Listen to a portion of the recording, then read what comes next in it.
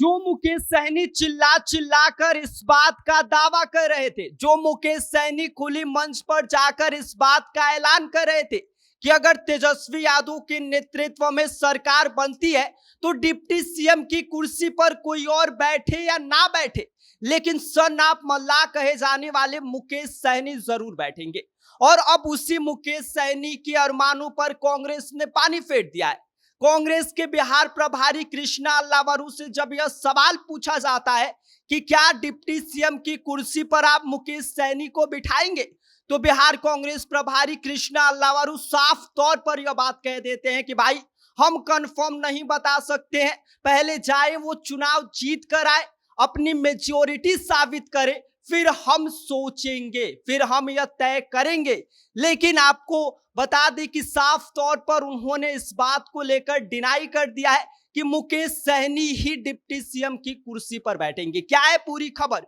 सब कुछ आगे हम आपको विस्तार से बताएंगे, लेकिन उससे पहले मेरा परिचय जान लीजिए। मेरा नाम विष्णु है और आप देख रहे हैं जनता जंक्शन। आपको बता दें कि जो मुकेश सहनी अपने आप को सन ऑफ मल्लाह बताते हैं, यह कहते हैं कि हमारे पास 11% वोट बैंक है जो मेरे पास मेरा अपना है, और जो मुकेश सहनी खोली मंच से जाकर एक दो बार नहीं कम से कम 20-25 बार से ज्यादा इस बात को लेकर ऐलान कर चुके हैं कि महागठबंधन के नेतृत्व में अगर सरकार बनती है तो उस सरकार में सीएम तेजस्वी यादव बनेंगे और डिप्टी सीएम की कुर्सी पर कोई और बैठे या न बैठे, लेकिन मुकेश सहनी जरूर बैठेंगे। आपको बता दें कि इसके साथ ही मुकेश सहनी ने इस बात का भी बाकायदा महागठबंधन के सामने अपनी डिमांड रखी थी कि भाई हमें 60 सीट के साथ साथ डिप्टी सीएम की कुर्सी भी चाहिए। ऐसे में अब इसी मुकेश सहनी के अरमानों पर कांग्रेस ने बाकायदा 2-3 बाल्टी पानी लेकर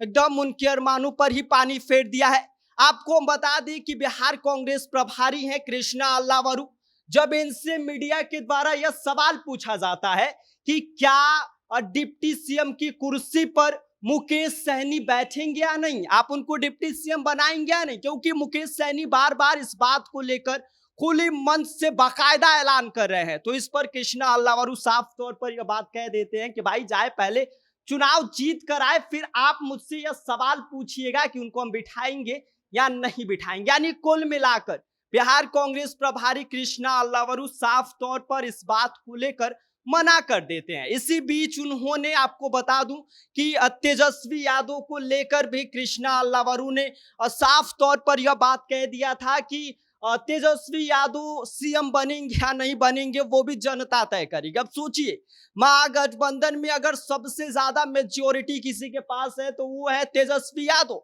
और वो भी तेजस्वी यादव को सीएम फेस मानने को तैयार नहीं है, क्योंकि कांग्रेस को यह लग रहा है कि भाई राहुल गांधी वोटर अधिकार यात्रा में आ गए थे और इतना कुछ भौकाल मचा दिए, तो अब हमारी बारी है भौकाल मचाने की, हम भी किसी की बात को क्यों माने। और इसी बीच उन्होंने बाकायदा तेजस्वी यादव को लेकर भी यह बयान दिया था कि तेजस्वी यादव ही सीएम बनेंगे, ये कंफर्म नहीं है, क्योंकि जनता तय करेगी कि सीएम किसको बनाना है। यानी कि जो महागठबंधन चिल्ला चिल्ला कर उसके कई घटक दल यह कह रहे हैं कि हमारे सीएम फेस तेजस्वी यादव हैं, और डिप्टी सीएम भाई साहब यह कह रहे हैं मुकेश सहनी कि हम बनेंगे। हालांकि कई दल इसको लेकर समर्थन भी दे रहे हैं, लेकिन अब इन दोनों फेस को सीधी तौर पर बिहार कांग्रेस प्रभारी कृष्णा अल्लावरू साफ तौर पर डिनाई कर दिए हैं कि सीएम फेस तेजस्वी यादव ही होंगे। ये भी हम कंफर्म नहीं बता सकते, क्योंकि ये जनता डिसाइड करेगी। और जब उनसे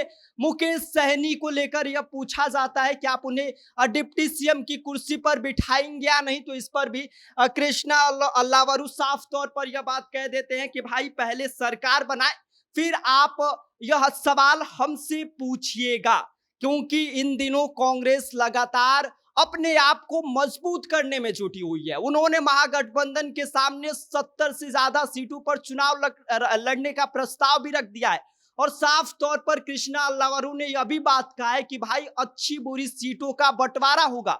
अब हम सिर्फ बुरी सीटें क्यों ले, क्योंकि आपने तो पिछली बार हमें 45 सीटें ऐसी दे दी थी जहां पर बीजेपी की पकड़ है और अब हार गए थे। और इसके साथ ही उन्होंने सीमांचल में ज्यादा से ज्यादा सीटों पर लड़ने का प्रस्ताव भी रख दिया है, क्योंकि इसके साथ ही वो ये चाहते हैं कि भाई इस बार हम भी मजबूती के साथ चुनाव लड़ें। अब इन सभी मामलों के बाद जो महागठबंधन की अंदरूनी लड़ाई है वो सबके सामने उजागर हो रही है। सबको यह लग रहा है कि महागठबंधन के बीच सब कुछ ठीक नहीं चल रहा है, क्योंकि जिस तरह की परिस्थितियां निकल कर आ रही हैं, जिस तरह के एकजुटता होने चाहिए, एक्चुअली में महागठबंधन में वो एकजुटता इन दिनों नहीं दिख रही है, और जिसका फायदा सीधी तौर पर एनडीए गठबंधन को होगा। ऐसे में इंडिया अलायंस को अपने एकजुटता को लेकर उठ रहे सवालों का जवाब देना होगा, और साथ ही एकजुटता साबित करनी होगी कि हम सभी एक हैं, तो ही उनका कुछ भला होगा, अन्यथा